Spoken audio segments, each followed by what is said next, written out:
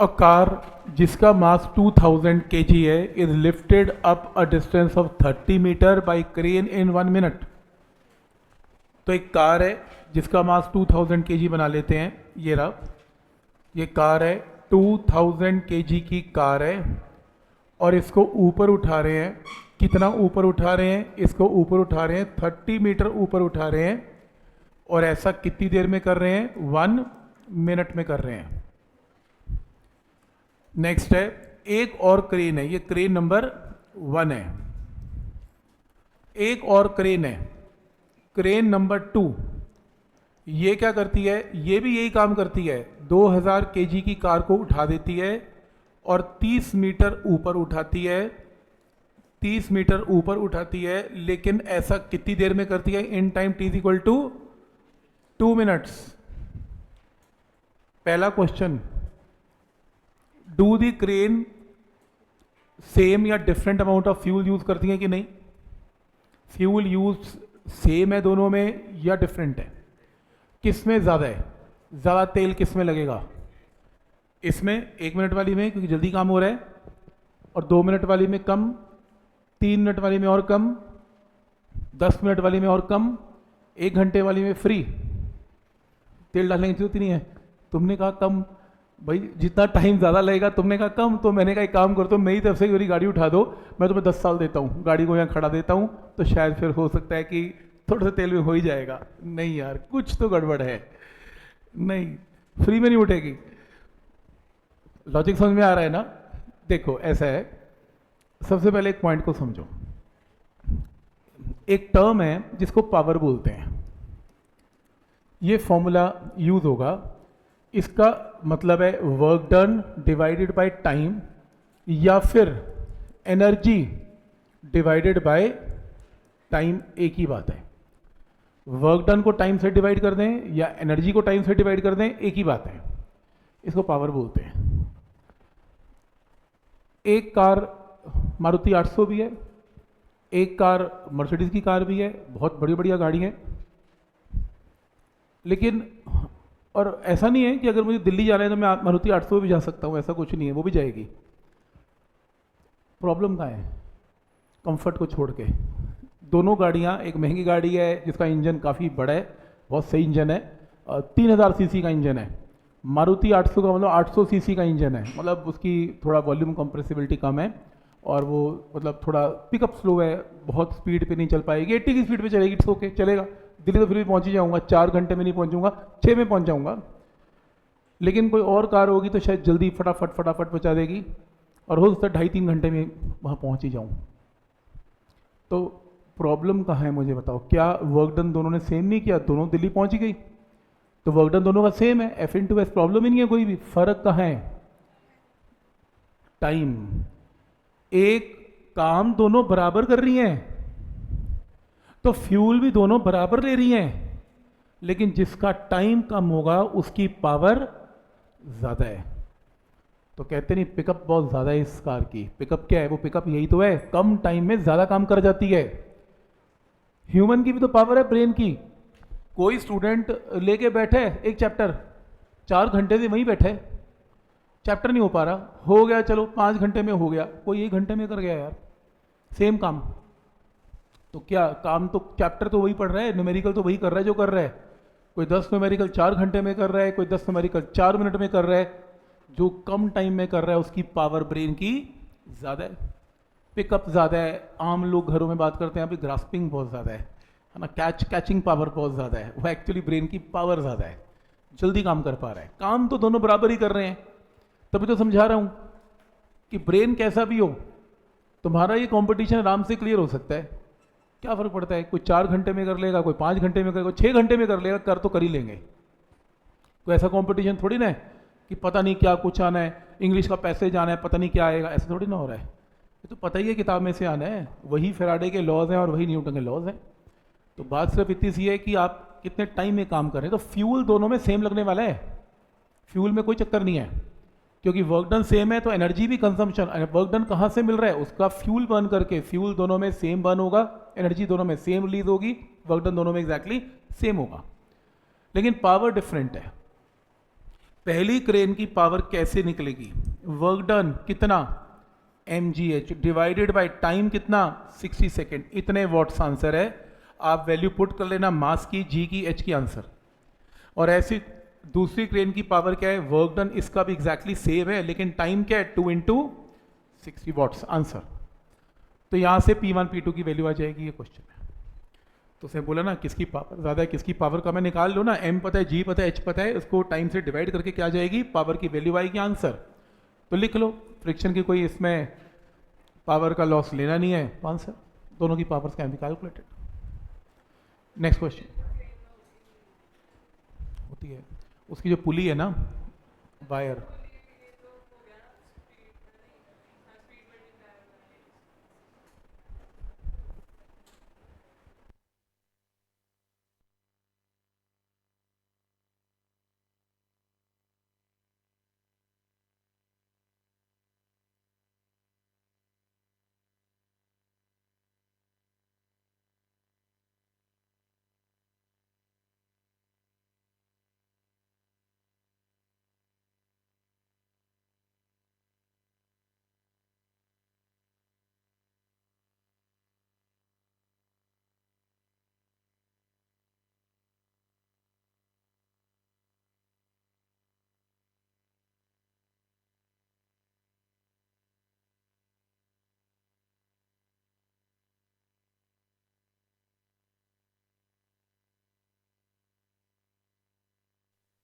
Question, next जो question है इसको देखो। इस क्वेश्चन से पहले आपको एक फॉर्मूला नोट करना पड़ेगा, एफिशिएंसी ऑफ मशीन। किसी भी पंप या मशीन की जो एफिशिएंसी है वो क्या होती है? एफिशिएंसी को रिप्रेजेंट किया जाता है बाय सिंबल ईटा। एफिशिएंसी का सिंबल है। एफिशिएंसी होती है आउटपुट पावर, लिख लो, output power divided by input power, output power input power into 100। या एफिशिएंसी का दूसरा फॉर्मूला है output work done divided by input energy, input energy into 100, कुछ भी लगा सकते हो। आउटपुट बाय इनपुट की जो रेशियो है उसको एफिशिएंसी बोलते हैं। तो कौन कितना एफिशिएंट है ये डिपेंड करता है वो कितनी इनपुट्स ले रहा है और कितने आउटपुट दे रहा है। आउटपुट ज़्यादा दे रहा है, इनपुट कम ले रहा है, एफिशिएंसी बहुत बढ़िया है। एक स्टूडेंट ना मोबाइल ले रहा है, ना कोई खर्चा करवा रहा है घर वालों का, कुछ भी नहीं, सिर्फ 400 रुपये की किताब से काम कर रहा है और हट ही नहीं रहा पढ़ने से, और क्या टॉप भी कर रहा है। क्या एफिशिएंसी है यार, कमाल है। और कोई स्टूडेंट कहता है मेरे को तो बाइक भी चाहिए, वो कहता है मोबाइल भी चाहिए और मेरे को सब कुछ चाहिए, और नंबर में पास नहीं हो पाया। यार एफिशिएंसी ठीक नहीं है, मैं बता रहा हूँ। तो ठीक है, ये मेजरेबल नहीं है, ह्यूमन एफिशिएंसी मेजरेबल नहीं है, मशीन की मेजरेबल है। मशीन क्या है? आप एक मशीन लेके आए, आप पंप लेके आए, पंप क्या करेगा? पानी को ऊपर चढ़ाएगा टैंक में।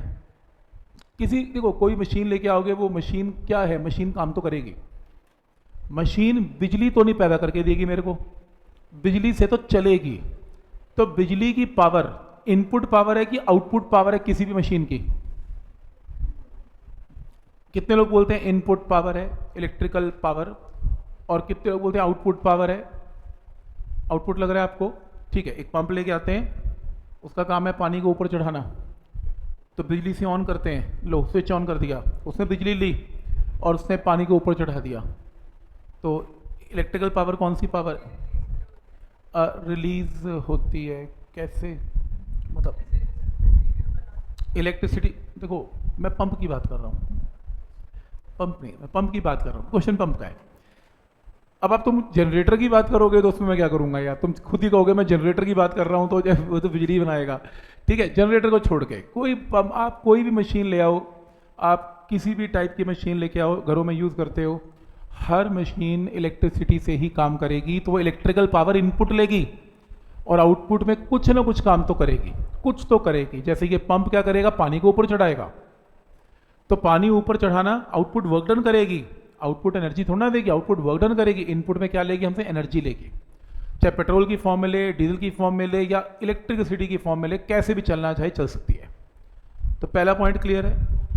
तो इसके अंदर वो कह रहे हैं कि एक पंप है, ग्राउंड फ्लोर पे लगा हुआ है। मान लो ये आप एक पंप है, ग्राउंड फ्लोर पे लगा हुआ है, और एक टैंक है, टैंक में पानी भर रहा है, ये पंप ऊपर चढ़ा रहा है पानी, और वॉल्यूम कितना है इसका 30 मीटर क्यूब पानी को ऊपर चढ़ा रहा है। कितने समय में? टाइम इज इक्वल टू कितना 15 इंटू 60 सेकेंड में, इतने समय में। और ये पानी ऊपर कितनी ऊपर चढ़ा रहा है? 40 मीटर ऊपर चढ़ा रहा है, तो एच की वैल्यू 40 मीटर है। एफिशिएंसी लेकिन अच्छी नहीं है, 30% है। 30% का मतलब समझते हो 70% तो ये खराब कर देगा। जो आपसे 100% लेगा ना इलेक्ट्रिसिटी, बस 70 खराब करेगा, 30 आउटपुट 30 का काम करेगा। तो इसकी एफिशिएंसी है 30%। How much electrical power is consumed by the pump. अब ये इलेक्ट्रिकल पावर कौन सी पावर है? ये इसकी इनपुट पावर है, क्योंकि पंप बिजली से चलेगा और इनपुट पावर है इलेक्ट्रिकल पावर। तो अगर मैं एफिशिएंसी का फॉर्मूला यूज करूं, that is output power divided by input power into 100, तो एफिशिएंसी कितनी है 30। इनपुट पावर की जगह क्या लिखेंगे? इलेक्ट्रिक पावर जो निकालनी है, इनटू 100 आउटपुट पावर। क्या आउटपुट क्या कर रहा है ये पंप? ये पंप क्या कर रहा है? पानी को ऊपर चढ़ा रहा है, तो पानी के लिए वर्क डन कर रहा है। कितना वर्क डन कर रहा है? mgh, क्योंकि पोटेंशियल एनर्जी बढ़ा रहा है टैंक में पानी को ऊपर करके। मान लो पानी इसमें m है और g इंटू एच, तो आउटपुट पावर क्या है? आउटपुट पावर है एनर्जी डिवाइडेड बाय टाइम। कितने समय में? 15 इंटू 60। तो एनर्जी अपॉन टाइम पावर होती है ना, तो हमने क्योंकि न्यूमिनेटर में पावर पुट करनी है, तो आउटपुट का वर्क डन कितना है? mgh।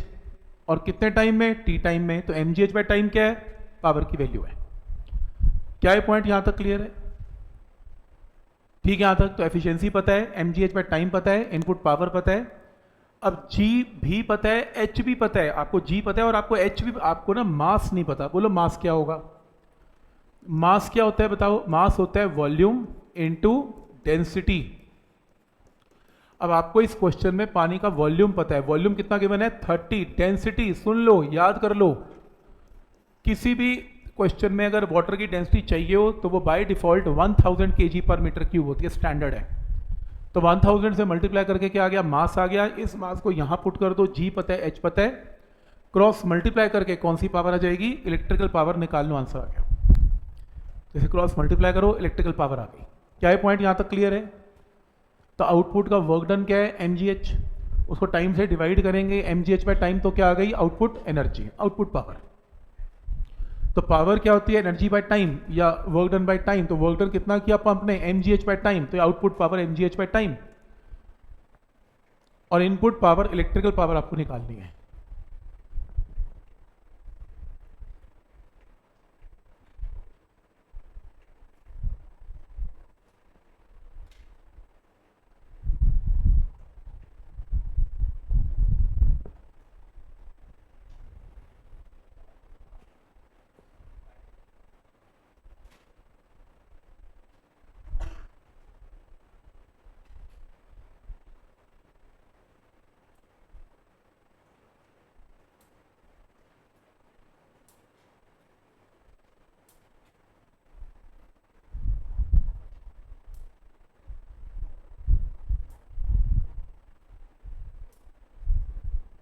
ठीक है यहां तक?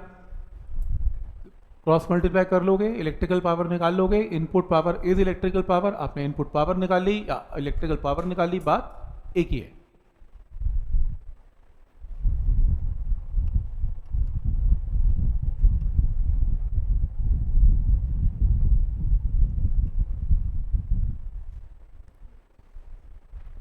ठीक है यहां तक?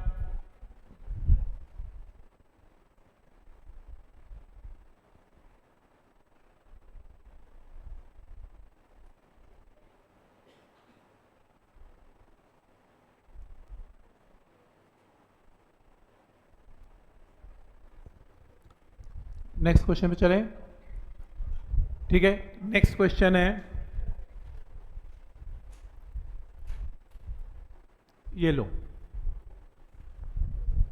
एक ट्यूबवेल है और एक ट्यूबवेल जो है वो पंप कर रहा है 2400 kg ऑफ वाटर पर मिनट। ये लो, एक ट्यूबवेल है और ये पंप कर रहा है, बाहर निकाल रहा है पानी। कितना? मास की वैल्यू गिवन है कितनी?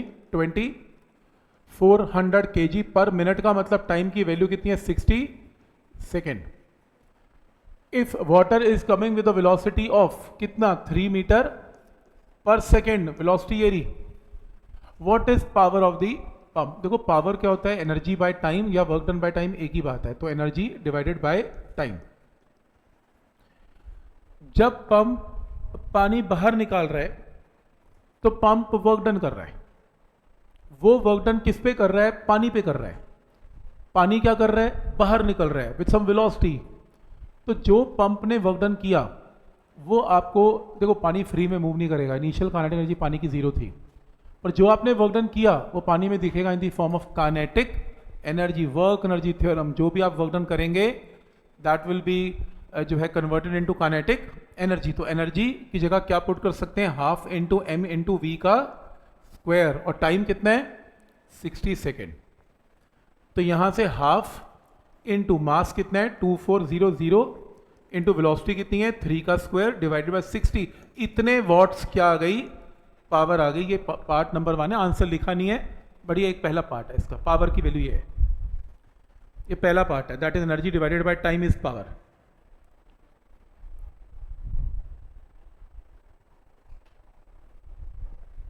क्या ये पॉइंट यहां तक क्लियर है? तो energy by time is power. लेकिन आपको क्या निकालना है? आपको पावर के साथ साथ क्या निकालना है? How much work is done. अगर ये पंप 10 घंटे के लिए चलता है तो कितना काम करता है? मुझे बस ये बताओ पावर कितनी है? जो पावर है, ये पावर है, पी की वैल्यू है पावर। तो पावर इज इक्वल टू कितनी है? कितनी आ रही है? 180। ये आ रहा है 180। तो ठीक है, यहां पर आंसर है 180 कह रहे हैं, ठीक है मान लेते हैं, ठीक है। अब पावर 180 वॉट्स है, अपने को वर्क डन निकालना है। पावर क्या होता है? Work done divided by time is equal to 180।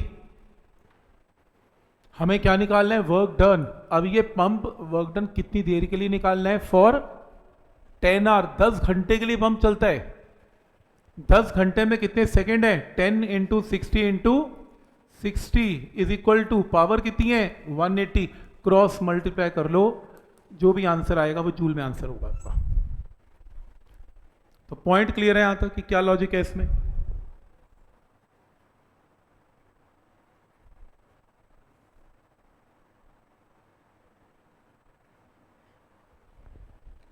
कोई डाउट इसमें? समझ में आ रहा है कि क्या लॉजिक है? तो पहले सिंपली एनर्जी अपॉन टाइम करके पावर निकाल लो, फिर पावर आ गई, power is work done by time. तो वर्क डन आपको 10 घंटे का निकालना है, तो टाइम को 10 घंटे पुट करके वर्क डन की वैल्यू आ जाएगी। कोई डाउट इसमें?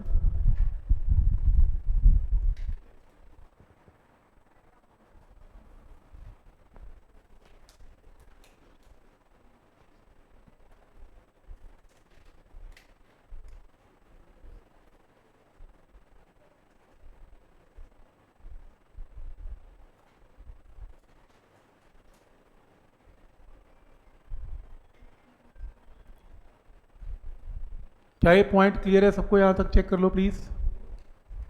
समझ में आ रहा है? आगे answer, next question.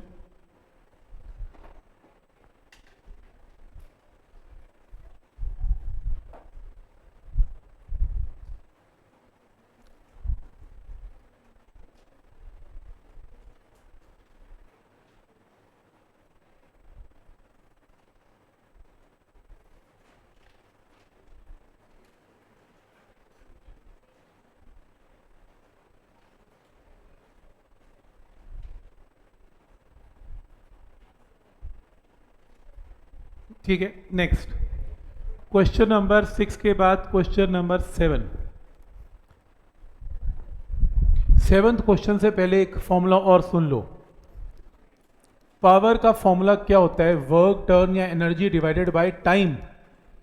Work done का फॉर्मूला क्या होता है? Force into displacement by time. और अगर वेलोसिटी कांस्टेंट है तो S is equal to V T applicable है। तो अगर कोई गाड़ी कांस्टेंट वेलोसिटी से चलती है तो डिस्प्लेसमेंट टाइम को क्या लिख सकते हैं? वेलोसिटी। ये लो, पावर का एक और फॉर्मूला आ गया, power is equal to force into velocity. अब फोर्स को वेलोसिटी से मल्टीप्लाई करोगे तो क्या आ जाएगी? बॉडी की पावर आएगी। और इस न्यूमेरिकल में ये फॉर्मूला लगने वाला है, क्योंकि एक साइकिलिस्ट वो साइकिल करता है, वो ऊपर जा रहा है, तो किसी वेलोसिटी के साथ ऊपर जा रहा है, तो फोर्स इंटू वेलोसिटी पावर है, वहाँ से आंसर आएगा। चेक करो प्लीज़, इस क्वेश्चन को चेक करो, ये फॉर्मूला लगेगा। आपको लॉज ऑफ मोशन से पहले फोर्स निकालनी पड़ेगी, वेलोसिटी आपको गिवन है, फोर्स इंटू वेलोसिटी से पावर है, फिर power is work done by time से वर्क डन है। पहले पावर निकालो, उसको फिर वर्क डन बाय टाइम लिखना।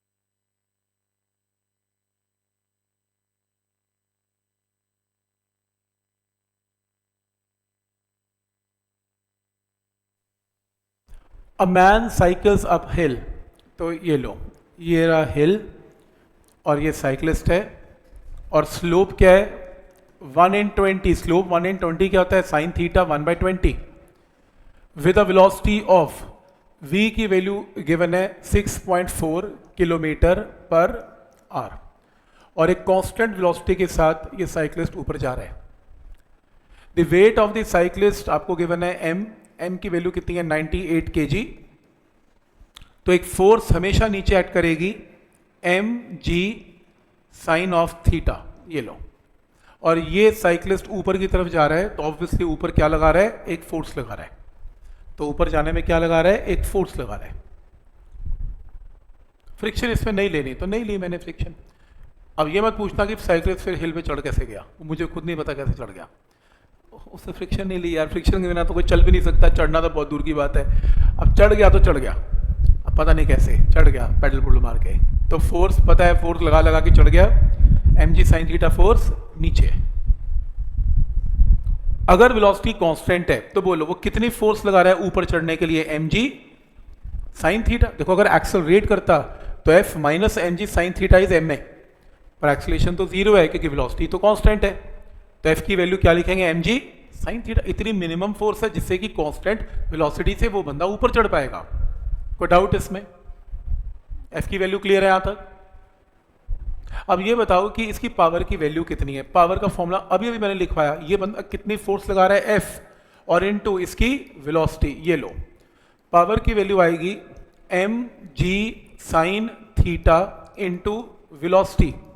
तो पावर की वैल्यू आएगी m 98 गिवन है, g 9.8 गिवन है, साइन थीटा 1/20 गिवन है, और वेलोसिटी की वैल्यू कितनी है 6.4 किलोमीटर पर आवर। ये लो, मैंने इसको कन्वर्ट कर लिया पर आवर में, ये लो, इतने वॉट्स क्या आ गई, पावर की वैल्यू आ गई।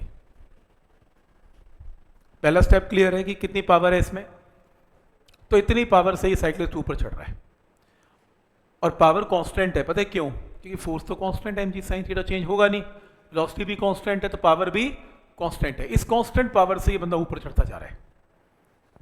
पहला स्टेप क्लियर है यहां तक। अब मुझे वर्क डन निकालना है, कितनी देर में, पर मिनट, 1 मिनट में वो बंदा कितना काम करता है, ये क्वेश्चन है। तो 1 मिनट में पावर को क्या लिखेंगे, work done divided by time, और पावर की वैल्यू आपको पता ही है 98 इंटू 9.8 जो भी आ रही है, into 1/20 into 6.4 into 1000 divided by 3600, और टाइम आपको वर्क डन कितनी देर में निकालना है, पर मिनट। पर मिनट का मतलब टाइम की वैल्यू कितनी है, 60 सेकेंड। तो सॉल्व करके आपके पास किसकी वैल्यू आएगी, क्रॉस मल्टीप्लाई करो, वर्क डन आएगा आंसर। तो इन टाइप के क्वेश्चन में पहले पावर निकलेगी, फिर power work done by time से वर्क डन की वैल्यू निकलेगी। आंसर इसका बिल्कुल सही आ रहा है, मैंने आज सुबह चेक किया है कैलकुलेटर से, वो भी। ये देखो, ये देखो, अभी प्रूफ है। ये अभी भी सुबह का देखो यहाँ लगा हुआ है, 5122 आंसर है, कर लो check.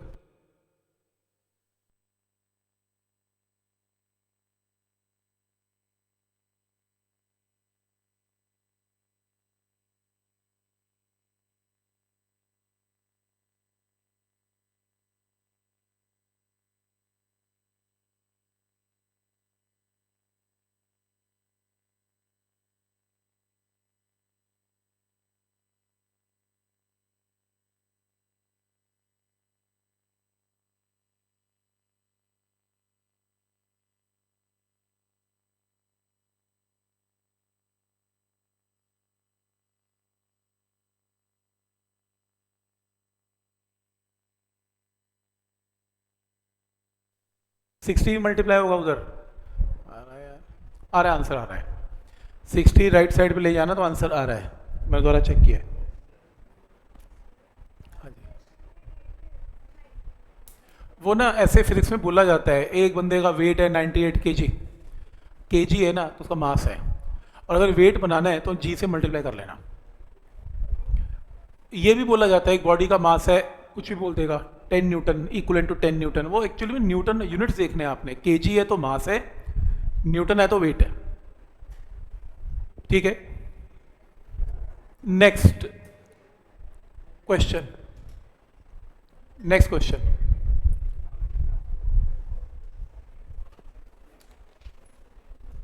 Calculate velocity of the bob of a simple pendulum at mean position. एक बार बताओ, पेंडुलम की मीन पोजीशन क्या होती है, उसकी रेस्ट की पोजीशन कौन सी, ये वाली, ये इसकी मीन पोजीशन है। तो इसकी मीन पोजीशन है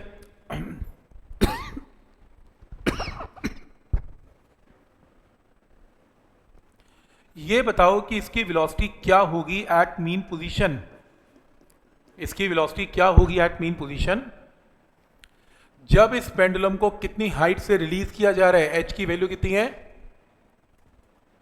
10 सेंटीमीटर। आप 10 सेंटीमीटर यहां ले गए, आपने इसको रिलीज कर दिया, रिलीज किया तो इसकी वेलोसिटी यहां पे क्या होगी, ये क्वेश्चन है। तो मुझे एक बात बताओ, it's part of a circular motion. क्या आपने ऐसे कोई क्वेश्चन किए पेंडुलम के, कभी सुने हैं कि एक वेलोसिटी गिवन और दूसरी निकालनी हो तो फिर क्या करते हैं, एनर्जी कंजर्वेशन। सही, पेंडुलम में तो वैसे ही फेमस है क्योंकि अगेंस्ट ग्रेविटी जा रहा है, अगेंस्ट ग्रेविटी जब भी कोई चीज ऊपर है नीचे जाती है और एक वेलोसिटी पता और दूसरी निकालनी हो तो एनर्जी कंजर्वेशन लगा लो। तो एनर्जी कंजर्वेशन में टोटल एनर्जी यहां पे कितनी है, टोटल एनर्जी यहां पर पोटेंशियल एंड काइनेटिक होती है, इसे ग्राउंड मान लेते हैं, तो यहां पर क्या है, पोटेंशियल एंड काइनेटिक है, ये टोटल है। बोलो ग्राउंड पे पोटेंशियल की वैल्यू क्या हो जाएगी, 0, काइनेटिक क्या हो जाएगी, हाफ mv स्क्वायर, पोटेंशियल क्या हो जाएगी 0, काइनेटिक क्या हो जाएगी हाफ mv स्क्वायर। पोटेंशियल यहां पे क्या हो जाएगी mg इंटू एच, और काइनेटिक यहां पे 0, क्योंकि एक्सट्रीम पॉइंट पर जब ये चली थी तो बॉडी की वेलोसिटी क्या थी 0। क्या ये स्टेप यहां तक क्लियर है, क्योंकि वर्टिकल हाइट तो h गिवन ही है हमें, और वर्टिकल हाइट गिवन है तो mgh, काइनेटिक 0 क्योंकि यहां से छोड़ रहे हैं इसे, नीचे काइनेटिक होगी पोटेंशियल नहीं होगी, इक्वेट करो तो mg into 0.1 is equal to नीचे एनर्जी कितनी है हाफ mv स्क्वायर, m से m कैंसल, 2 इंटू जी को 10 ले लेते हैं 0.1, तो मेरा आंसर किस में आएगा, मीटर पर सेकेंड में सब कुछ ऐसे भी रखा है, अगर सेंटीमीटर में निकालना है इसको एंड में 100 से मल्टीप्लाई करके सेंटीमीटर निकाल लेना। क्या है पॉइंट यहां तक क्लियर है। तो पेंडुलम जब भी ऊपर से नीचे आएगा या नीचे से ऊपर जाएगा और तुम्हें एक वेलोसिटी गिवन होगी और तुम्हें दूसरी निकालनी होगी तो सम ऑफ पोटेंशियल एंड काइनेटिक दोनों पॉइंट्स पर क्या कर देंगे, इक्वल। ठीक, हालांकि मैंने सर्कुलर में तो बहुत ही ठीक लेवल के क्वेश्चन बता दिए थे, ये तो सबसे सिंपल है, ये तो बेचारा एच दे रहा है, मैंने तो ये भी शॉर्टकट करवाया था, अगर एच ना दे तो H is equal to L minus L cos theta formula याद करवाया था, याद करो। पर चलो कोई बात नहीं, वो पुरानी बात हो गई, भूल जाता है बच्चा, कोई बात नहीं। बड़े समझ में आ रहा है यहाँ तक, कम से कम एच गिवन हो फिर तो क्वेश्चन हो ही जाएगा। पोटेंशियल और काइनेटिक का सम ऊपर और नीचे एग्जैक्टली क्या कर देना है, सेम, और अगर ये समझ में आ गया तो नेक्स्ट का आंसर बोलो सेम, मिलता जुलता क्वेश्चन है, अ लिटिल मॉडिफिकेशन, थोड़ी सी मॉडिफिकेशन है, बाकी सेम है।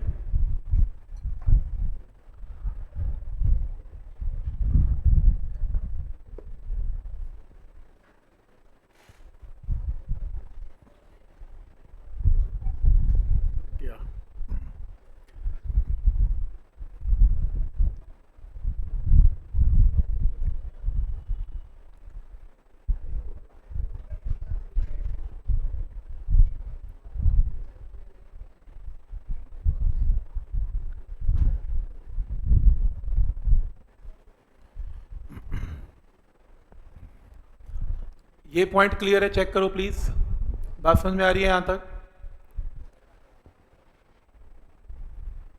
ये लो 9th, इस क्वेश्चन को देखें।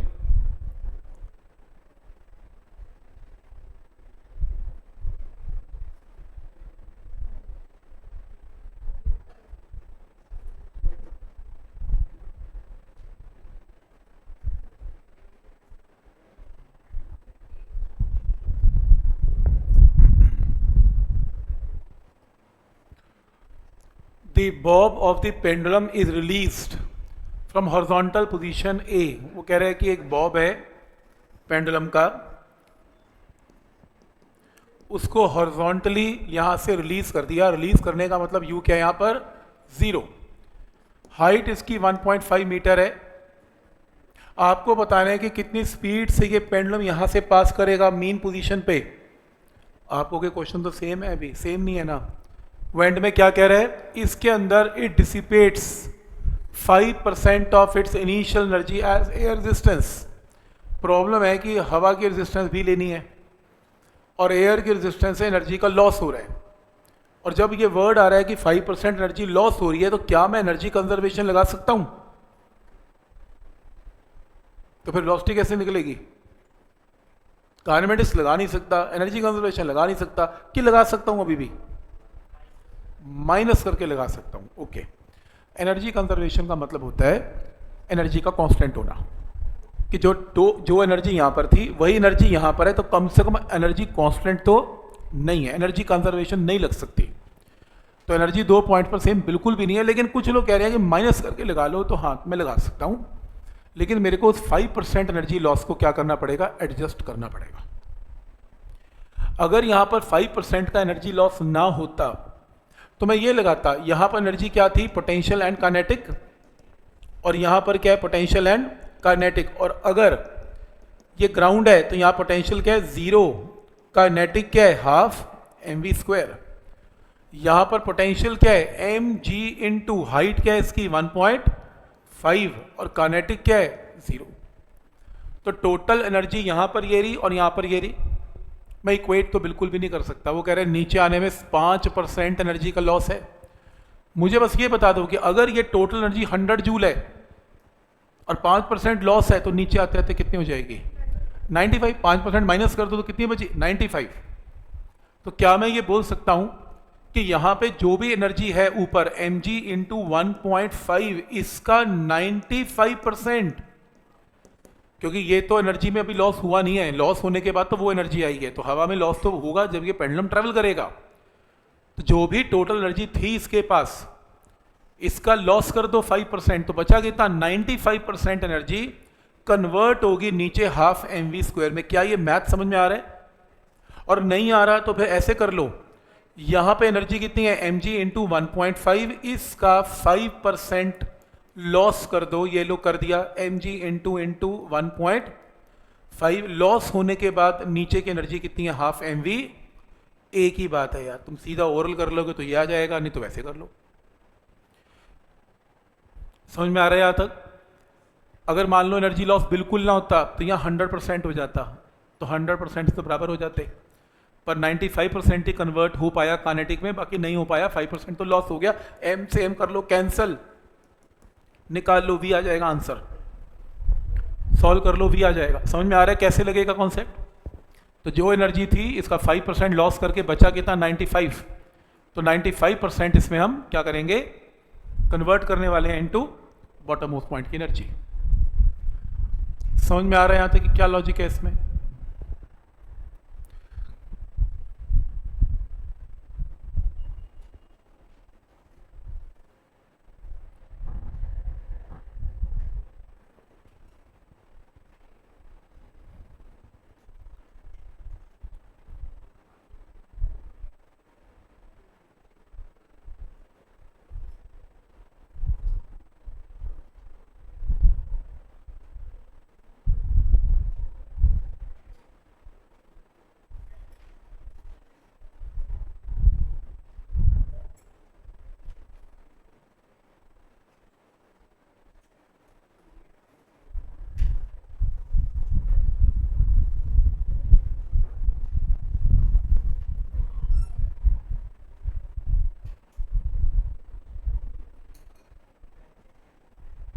ठीक है, यहां तक ये पॉइंट क्लियर है?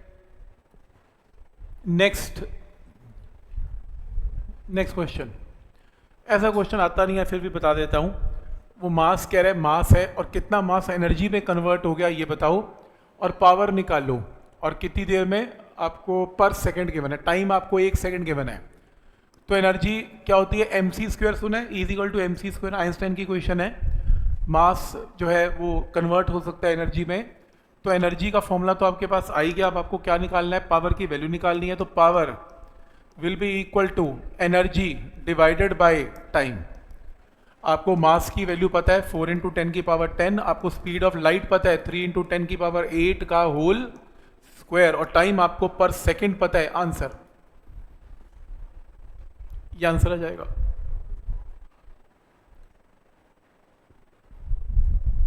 आइंस्टाइन की क्वेश्चन है ये, is equal to M C square. ये अब सिलेबस में नहीं है, थ्योरी ऑफ रिलेटिविटी करके टॉपिक है, उसने ये सिलेबस में नहीं है, थ्योरी ऑफ रिलेटिविटी हटा दी गई है। तो लेकिन ये वहाँ से आया हुआ है फॉर्मूला, वैसे बता रहा हूँ क्योंकि वर्क और एनर्जी का कॉन्सेप्ट है, तो मास में एनर्जी में कन्वर्ट हो सकता है by formula is equal to M C square.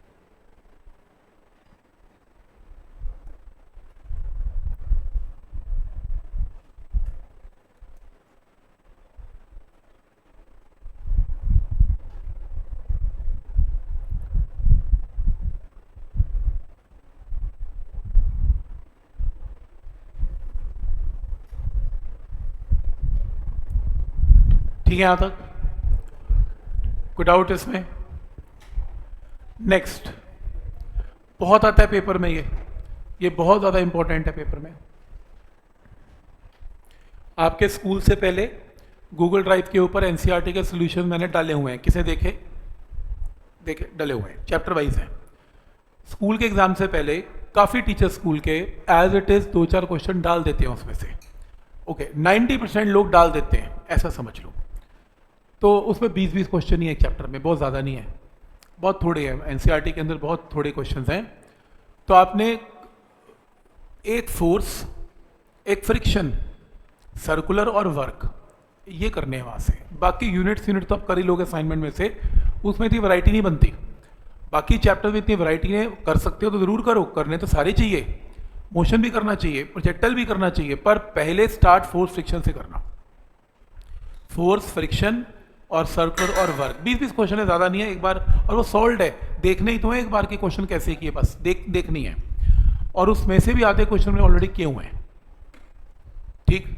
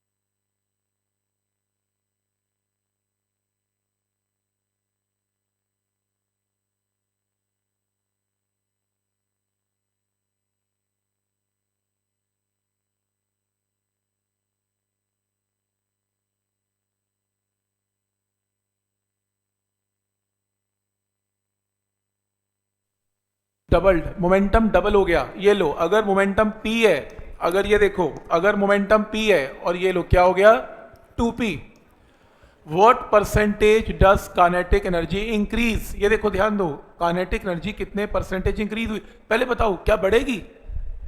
बढ़ेगी, मोमेंटम डबल है। तो कौन सा फॉर्मूला लगाऊं एनर्जी का और p का मोमेंटम का, बोलो। E is equal to, last time work theorem के साइड पे नोट लिखवाया था, क्या फॉर्मूला था ई का? हाँ बोलो, P square by 2m, E is equal to P square by 2m, याद है? E is equal to P square by 2m। तो नई एनर्जी बोलो क्या बनेगी? E dash 2p square by 2m। Mass तो चेंज ही नहीं हुआ, मोमेंटम डबल हो गया, एनर्जी चेंज हो गई, एनर्जी बढ़ गई। हमें क्या निकालना है? Percentage increase in energy. Percentage increase क्या होगा? ई dash minus E divided by E into 100, क्योंकि इंक्रीज कितनी हुई? ई डैश माइनस ई, ओरिजिनल कितनी है? ई। तो यहां से क्या आएगा? यहां से आएगा E dash by E by E क्या होता है? 1। ये लो, ये आएगा। अब यहां से ई डैश की वैल्यू पुट कर दो, ई डैश की वैल्यू क्या है? 2p का square divided by 2m। E की वैल्यू पुट करो, P square divided by 2m, 2m से 2m तो कैंसिल ही हो जाएगा, इन 200। मैथ्स लगाओ अपना, इस टर्म को इससे डिवाइड करना है, 2m 2m कैंसिल, इसको रेसिप्रोकल कर लो, पी स्क्वायर से पी स्क्वायर कैंसिल, कितना आ रहा है? 300%। कितने लोगों को लगता है कि ये स्टेप करना बिल्कुल बेकार है जो मैंने किया है? इसको तो पेन भी नहीं हाथ लगाना चाहिए था। नहीं, पेन को हाथ लगाना था, लगाना था, नहीं लगाना चाहिए था। ये तो देखते ही आंसर 300% था। अगर मैंने मार्केट में 100 रुपया लगाया और 200 रुपये कमा, 200 रुपये बन गए मेरे, 100 के 200 हो गए, डबल हो गए, मैंने कितने परसेंट प्रॉफिट कमाया? 100 के 200 हो गए, कितने परसेंट प्रॉफिट है? लो, कर लो बिजनेस। डबो दोगे, मैं बता रहा हूँ आपको, 100% यार, डबल हो गए पैसे, डबल को 100% तो बोलते हैं। सही बोल रहा हूँ ना? मैं तो डाउट ही हो रहा है यार। तुम पेन को हाथ ही लगा लो यार, तुम सॉल्व ही कर लो, ठीक है यार। 100 रुपए के 200 हो गए, डबल हो गए, 100%। 100 रुपए लगाए थे, 200 रुपए बन गए, प्रॉफिट हो गया 200, 300 रुपए हो गए, 100 के 300, कितने परसेंट? 200, 300, क्योंकि 100 तो मेरे अपने ही थे ना, तो 200 बने तो 200% प्रॉफिट है ना। 100 रुपए लगाए थे, 400 रुपए बन गए, मतलब कि 100 मेरे है, तो 300 प्रॉफिट हो, कितने परसेंट? 300%। तो पेन को हाथ क्यों लगा रहे हो? पी है, डबल हो गया 2p, तो एनर्जी पी 4, एनर्जी कितने टाइम्स आएगी? 4 टाइम। ये देखो, ये ई एनर्जी है और ये एनर्जी ई डैश क्या आएगी? 4 इंटू ई लगाई थी, 4 ही मिल गई, कितने परसेंट? 300। भाई 300, ई तो पहले भी थी मेरी, बड़ी तो तीन ही, 3 बड़ी, इंक्रीज तो 3 हुई, तो 300% आंसर आ तो गया।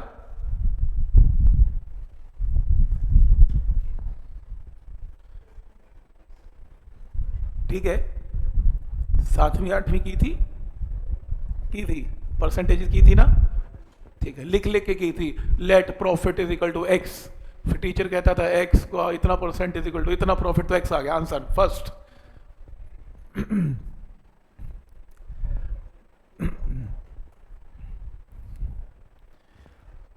क्या बोले यार इसके बारे में?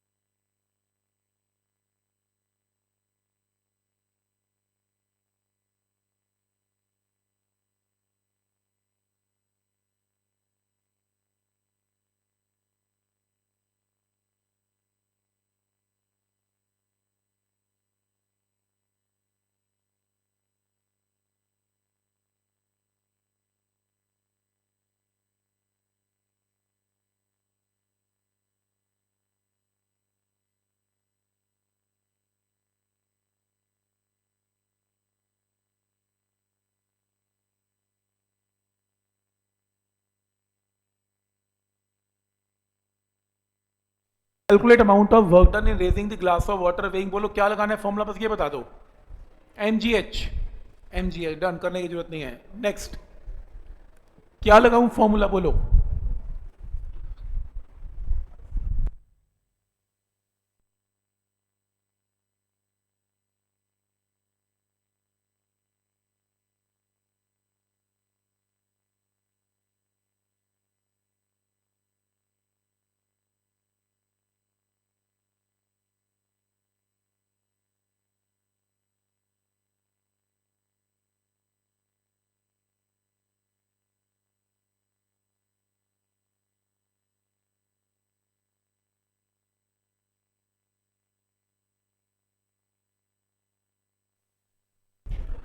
बोलो फॉर्मूला क्या लगाना है इसमें, बोलो formula, F S cos theta, बिल्कुल सही। Work done is equal to F S cos theta. Force कितनी है 50, डिस्प्लेसमेंट कितनी है 20 और एंगल कितना है 60, निकाल लेना आंसर। नेक्स्ट, नेक्स्ट,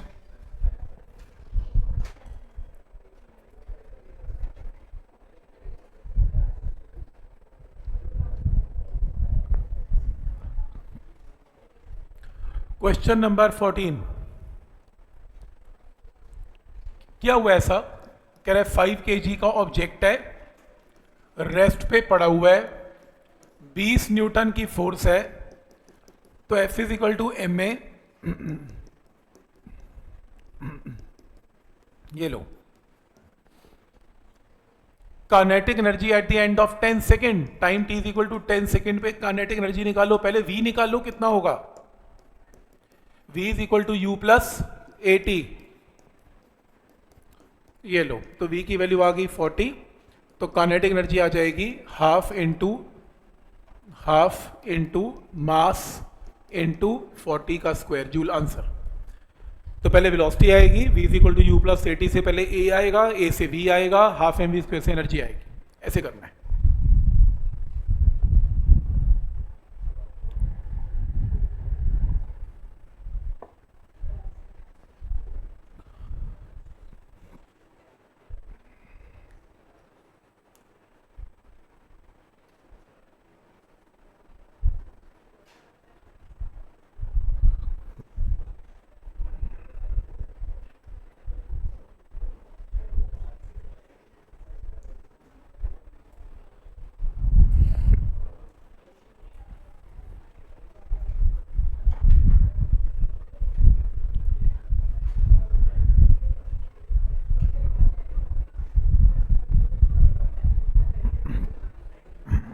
नेक्स्ट,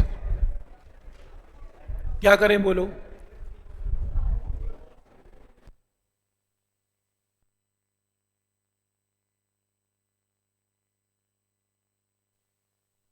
देखो एक बॉडी के ऊपर इतनी फोर्स लग रही है, एफ वेक्टर, वर्क डन निकालना है, बॉडी ने डिस्प्लेसमेंट कितनी कवर की 4 अलोंग जेड एक्सिस का मतलब के कैप, तो अब क्या करोगे F vector dot S vector work done, तो इसको इससे मल्टीप्लाई करोगे तो वर्क डन की वैल्यू कितनी आएगी 12 जूल, आंसर। क्या ये पॉइंट यहां तक क्लियर है, तो एफ वेक्टर पता है, एस वेक्टर पता है, एफ डॉट एस, तो वहां से आंसर आएगा, डॉट प्रोडक्ट लेना है, सिंपल है। नेक्स्ट है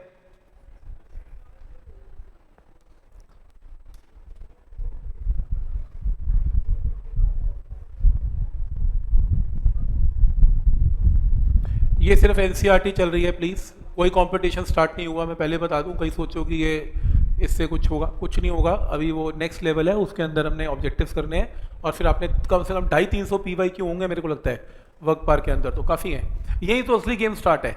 वर्क पार रोटेशनल में ज़्यादा एफर्ट लगेगा, थोड़ा सा नॉर्मल से टाइम कंज्यूमिंग है थोड़ा सा, बट कोई बात नहीं, 2-2.5 महीने आराम से हो जाएगी, कोई दिक्कत नहीं। 10 क्वेश्चन की एवरेज है, डेली बता दिया, 10 क्वेश्चन डेली से आराम से किताब कवर हो जाएगी, ठीक है। देखो gardener moves a lawn roller through a distance of, S पता है, फोर्स पता है, और आपको एंगल भी पता है, सबसे पहले क्या निकलेगा work done, F S cos theta, F की वैल्यू गिवन है कितनी 50 इंटू डिस्प्लेसमेंट 100, कॉस ऑफ कितना 60, कितना आ गया 2500, 2500 जूल का वर्क डन आ गया। कहते हैं कितने पैसे देने पड़ेंगे गार्डनर को?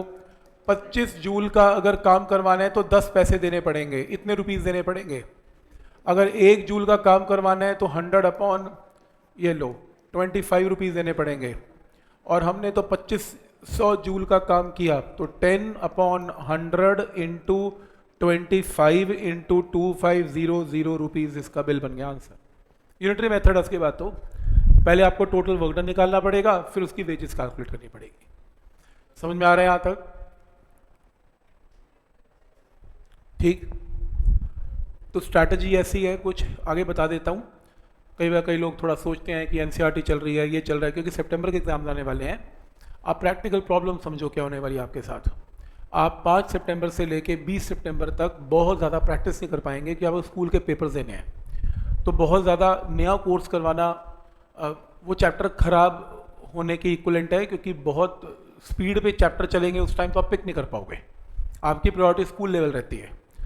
तो मैं कोशिश कर रहा हूँ कि अपना एनसीईआरटी वाले कोर्स को, स्पेशली वर्क पार कोलिजन वाले कोर्स को अभी ख़त्म कर दूँ इस हफ्ते, फिर उसके बाद स्टॉप लगा दूंगा। मान लो मैंने centre of mass and collision तक भी करवा दिया, मैं रोक लूँगा उसे, सिर्फ रोटेशनल रह जाएगा बस हमारा। फिर मैं वर्क पार एनर्जी के ऑब्जेक्टिव स्टार्ट करूँगा, work power energy, collision, centre of mass. तो अगले 15 दिन सिर्फ कॉम्पिटिशन का काम चलेगा, ताकि, और वो भी क्लास में ही चलेगा, और ताकि प्रैक्टिस ही चलेगी। नई थ्योरी रोक दूंगा 10-12 दिन के लिए, नई चीज़ करवाने से बेटर है इसी के ऊपर काम कर लें, इससे प्रैक्टिस भी हो जाएगी और आपका वर्कलोड भी कम हो जाएगा। नए चैप्टर आप उठा नहीं पाओगे, नए चैप्टर का टेस्ट साथ साथ लेने होते हैं। तो जिस वजह से ये स्ट्रैटेजी मैं सितंबर के अंदर यूज़ करता हूँ। तो ये ना सोचें कि सिर्फ कंपटीशन बंद हो गया या ऐसा होगा, सिर्फ 5-7 दिन के लिए ऊपर नीचे है कॉन्सेप्ट। अदरवाइज में वर्क पार एनर्जी का भी कंपटीशन ही मुझे करवाना था। ठीक है, एक आध चैप्टर और है, तीन लेक्चर और है, 3 लेक्चर और, अभी 2-3 लेक्चर। ठीक, 1 सितंबर तक लगा लो, 1 नहीं तो 2 सितंबर तक लगा लो, इतना ज़्यादा नहीं, 2-3 लेक्चर ही। ठीक है, नेक्स्ट कि मैं आपको बता रहा हूँ ना कि ये लेवल एनसीईआरटी लेवल आपको पता होना चाहिए, कि पता लग गलत फहमी मत जिए कि यार पता नहीं हमने क्या ही किया। नॉर्मल है ये, आपको फील भी हो रहा होगा, प्रेशर फील नहीं हो रहा होगा, नॉर्मल फील हो रहा है। ये किया हुआ है, ये करो। क्या करें इस क्वेश्चन में? देखो, हार्ट की पावर निकालनी है, वो भी एक मशीन है।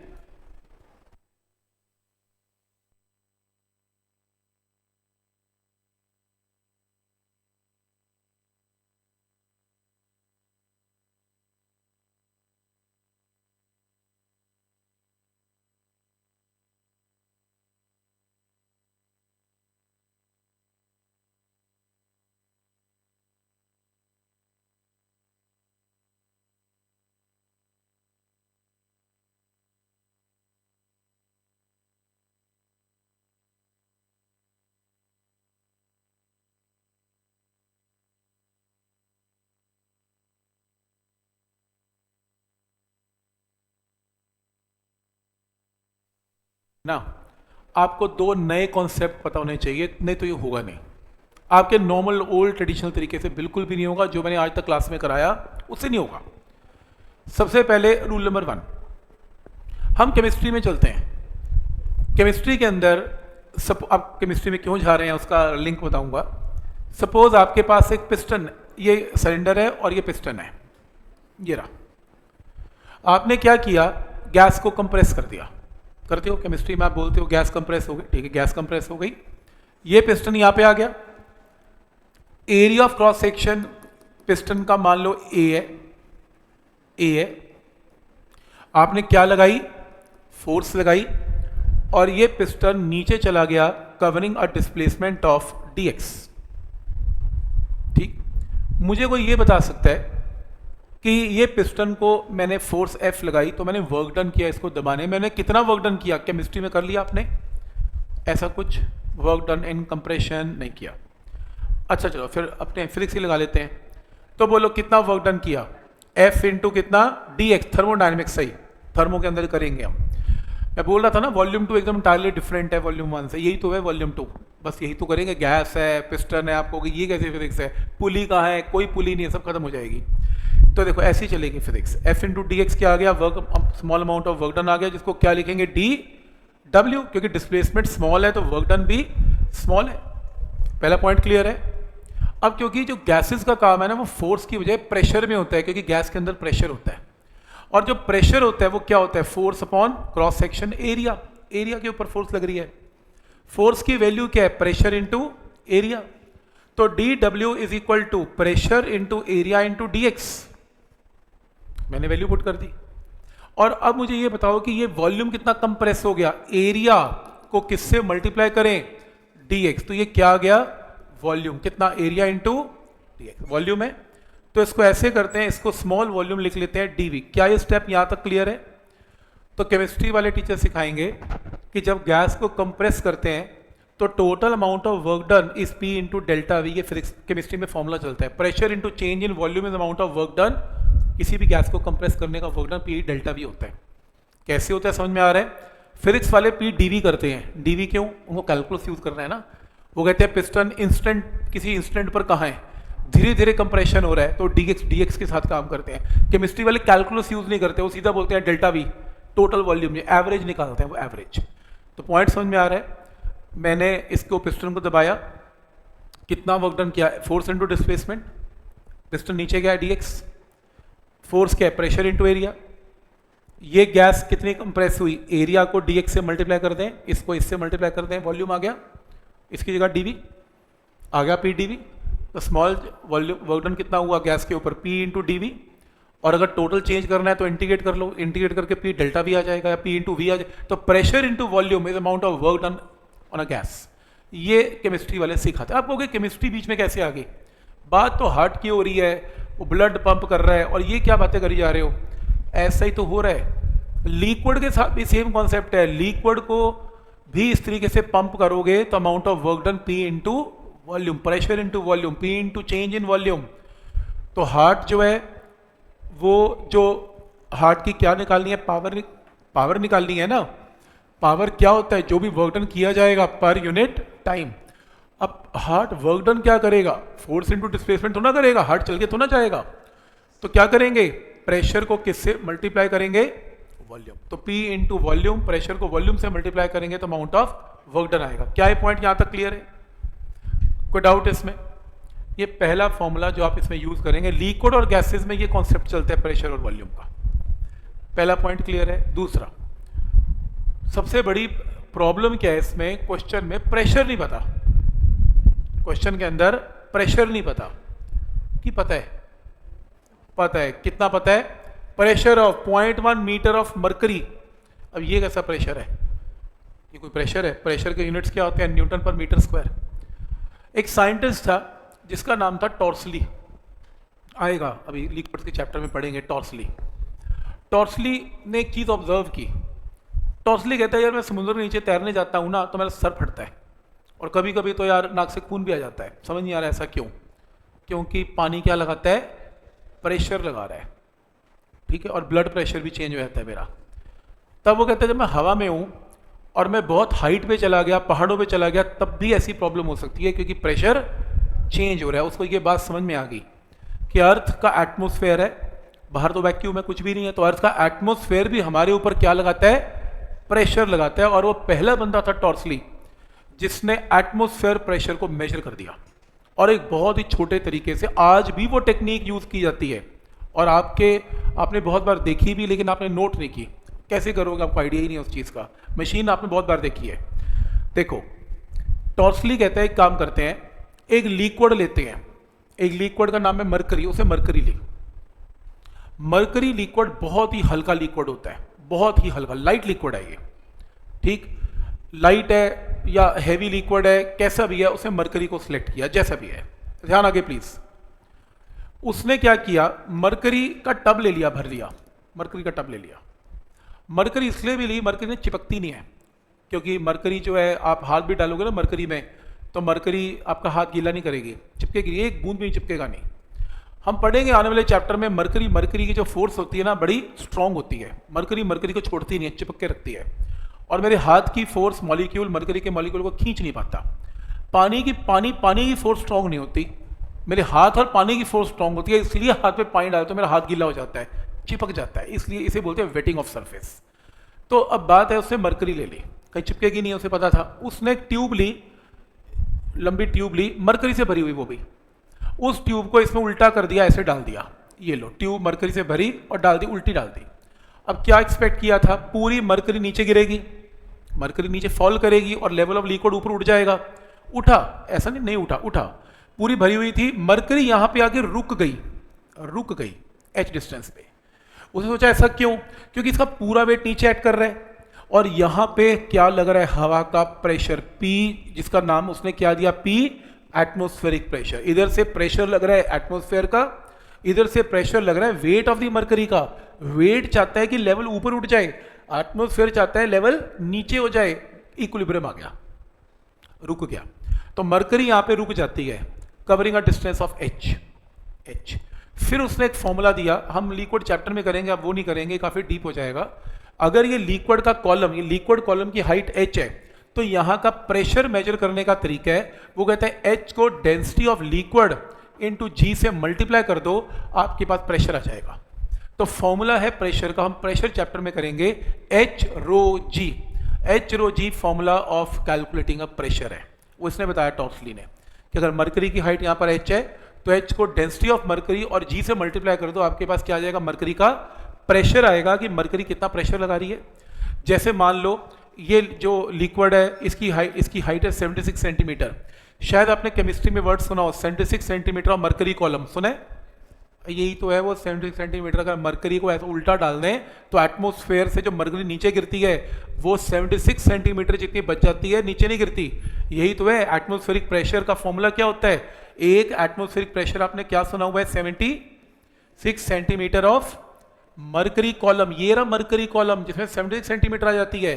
तो केमिस्ट्री वाले शायद सिखाते होंगे प्रेशर का फॉर्मूला, h रो जी, हाइट ले लो 76, डेंसिटी ऑफ मरकरी ले लो और g से मल्टीप्लाई कर दो, न्यूटन पर मीटर स्क्वायर में आंसर आ जाएगा। ऐसे निकलता है प्रेशर। पॉइंट समझ में आ रहा है? तो ये 76 सेंटीमीटर ऑफ मरकरी कॉलम की कहानी समझ में आ रही है कैसे? ऐसा एक्सपेरिमेंट हुआ था दुनिया में, वहां से 76 निकली थी और वहां से आंसर आया था। आपने मशीन कहां देखी है? ये ब्लड प्रेशर डॉक्टरों के पास है। जो पुरानी मशीन नहीं होती वो पूरा, वो जैसे मरकरी कॉलम दिखता है, मरकरी वो यही तो है।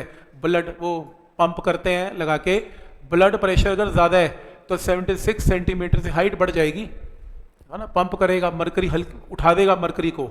लो है तो वो लेवल गिर जाएगा। मेरी बॉडी के साथ अटैच होकर पता लग जाता है कि प्रेशर ज़्यादा है या प्रेशर कम है, क्योंकि एटमॉस्फेरिक प्रेशर तो पता ही है 76 है। तो डॉक्टर बोलते नहीं इसका ब्लड प्रेशर 90 से 120 है या 90 120, वही तो है, वो देख तो रहे हैं कि प्रेशर कितना है। पॉइंट समझ में आ रहा है यहाँ तक कि क्या लॉजिक है?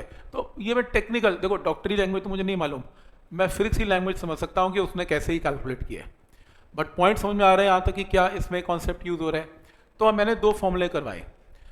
पहला, जैसे क्वेश्चन में अगर आपको गिवन है प्रेशर इज इक्वल टू मान लो मीटर ऑफ मरकरी कॉलम, कुछ भी 10 मीटर ऑफ मरकरी कॉलम, तो आप प्रेशर बोलो क्या लेंगे, 10 into density of mercury into जी।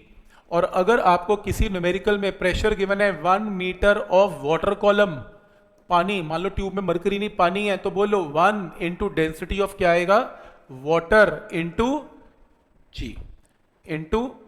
जी, ऐसे। मतलब जिसकी जो लिक्विड है डेंसिटी उसी की यूज करनी है, तो और फॉर्मूला क्या यूज करना है, h रो जी। ये स्टैंडर्ड फॉर्मूला है, इसके बारे में आने वाले टाइम में डिस्कस करेंगे, जब चैप्टर प्रेशर करवाते हैं तब करते हैं। बट आइडिया समझ में आ रहा है कि क्या लॉजिक है इसमें?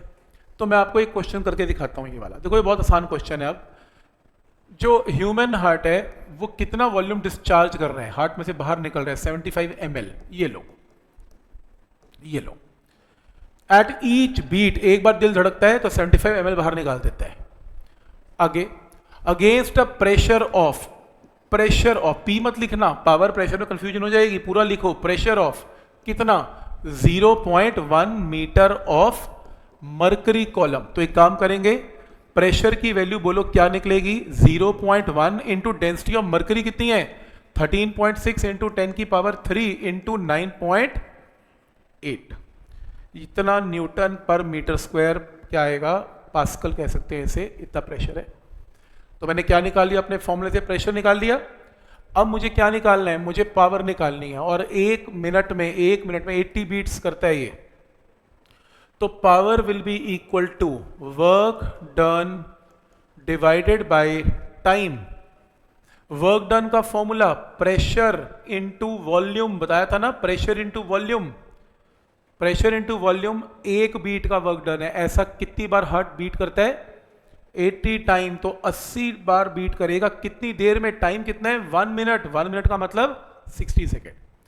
तो टोटल वर्क डन 80 बीट्स का डिवाइडेड बाय 60, पावर की वैल्यू आएगी। प्रेशर आपको पता है 0.1, 13.6, 10 की पावर 3, 9.8। वॉल्यूम की वैल्यू पता है 75 into 10 raise to power -6 into 80 divided by 60। इतने वॉट्स हार्ट की पावर की वैल्यू है। ये क्वेश्चन है।